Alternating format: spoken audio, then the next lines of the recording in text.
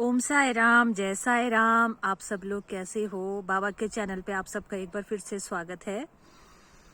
तो आज जो मैं एक्सपीरियंस आप सबसे शेयर करने जा रही हूँ ये भी 2021 का ही है। तो हुआ यूँ था, जब बाबा ने मुझे शुरू में बाबा मेरे जीवन में आए थे, बाबा ने मुझे पकड़ा था।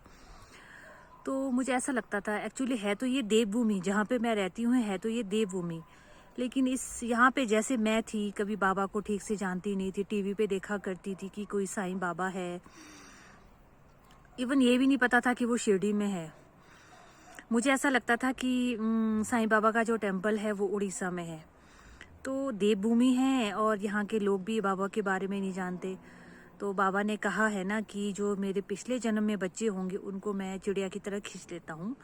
तो शायद मेरा कनेक्शन कहीं ना कहीं बाबा के साथ था। तो जो मैं उनको जानती नहीं थी, तो बाबा ने मुझे अपने शरण में ले लिया। तो सेम यहाँ पे ऐसे लोग हैं, तो यहाँ पे भी लोग बाबा को नहीं जानते। तो स्टार्टिंग था, 3-4 महीने हो गए थे। तो एक दिन मैंने बाबा को सुबह पूजा के टाइम में बोला कि बाबा, मैं यहाँ पे अकेली हूँ हिमाचल में, मुझे तो ये भी नहीं पता, इवन मेरे डिस्ट्रिक्ट में तो कोई जानता भी नहीं है आपको, मानता भी, जानते तो है पर मानता कोई नहीं है कि कौन है क्या है, पूरा डिटेल किसी को नहीं पता। अगर मुझे कभी शिरडी आना पड़े तो मैं कैसे आऊँगी बाबा, आप बताओ। मेरे तो यहाँ कोई जानने वाले भी नहीं, आपके डिवोटीज कहाँ हैं मुझे ये भी नहीं पता। शायद मुश्किल से हिमाचल में 20 से 25% ही लोग होंगे जो बाबा को जानते होंगे, और मेरे डिस्ट्रिक्ट में शायद 5 या 10%, उससे ज़्यादा खैर मुझे लगता नहीं कि कहीं इससे ज़्यादा भी लोग मेरे डिस्ट्रिक्ट में भी बाबा को जानते होंगे। तो ऐसे ही सुबह मैंने बोला कि कभी मुझे शिरडी आना होगा तो बाबा मैं कैसे आऊँगी। तो ऐसे प्रार्थना करके फिर मैं अपने दूसरे मकान पे, दूसरे घर पे चलेगी। तो 2 बजे के बाद जब मैंने फेसबुक ऑन किया तो मैं क्या देखती हूँ कि मुझे ना एक रिक्वेस्ट आई है। तो मैंने फेसबुक ऑन किया और उस रिक्वेस्ट को जब खोल के देखा तो उसमें लिखा है साईं टेम्पल, शिरडी साईं टेम्पल शिमला। मैंने कहा ये क्या अजूबा हो गया कि आज सुबह मैं बाबा को बोल रही हूँ और अभी मुझे शिमला से रिक्वेस्ट आ रही है।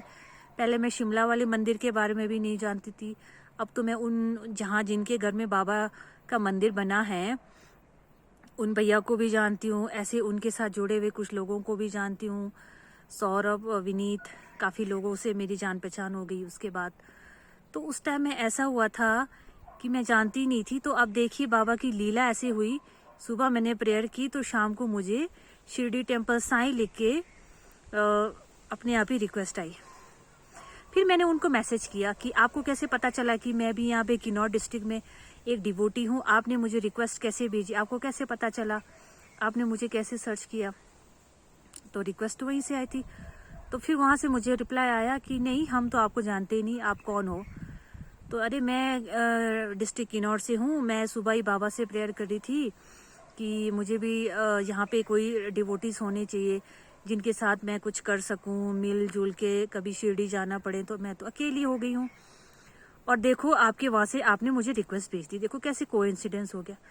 वो बंदा मुझे बोलता है सौरभ, अरे मैंने रिक्वेस्ट भेजी नहीं तो कैसे। फिर हम दोनों ने ऑडियो कॉल पे बात किया तो वो भी हंस रहा था। हमें पता लग गया कि ये बाबा की लीला हो गई कि अपने आप ही वहां से मुझे रिक्वेस्ट आई। सुबह मैंने पूजा के टाइम में बाबा को प्रेयर करी और 2 बजे मुझे जो है वहां से रिक्वेस्ट आई।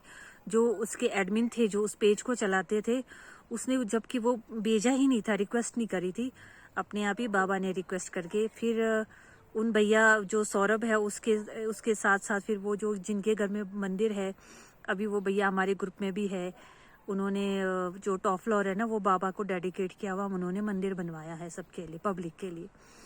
तो ऐसे बाबा की लीला होती है। फिर एक दिन एक स्वप्न दर्शन हुआ जिसमें मैंने क्या देखा, बाबा और मैं साथ जा रहे हैं। तो उस टाइम में मैं ना हमेशा ये सोचती थी कि बाबा बस इस दुनिया से ना छुटकारा मिल जाए।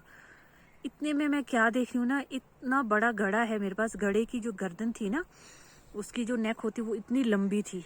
अमूमन घड़े का जो गर्दन होता है वो छोटा होता है ना, वो उसके साथ ही अटैच होता है, उसी के साथ सटक के इतना गोल सा होता है वो। लेकिन मैं क्या देख रही हूँ, उसकी गर्दन इतनी लंबी सी। तो मैं ऐसा बोल के जा रही हूँ, बाबा भी मेरे साथ चल रहे हैं, तो मैं ये बोल के जा रही हूँ कि बाबा कि आज ना ये कर्मों का जो घड़ा है ना, मैं ना ये भगवान के हवाले करके अब मैं मुक्त होना चाहती हूँ। ये मैं भगवान के शरण में रखने जा रही हूँ। मतलब बाबा भी मेरे साथ चल रहे।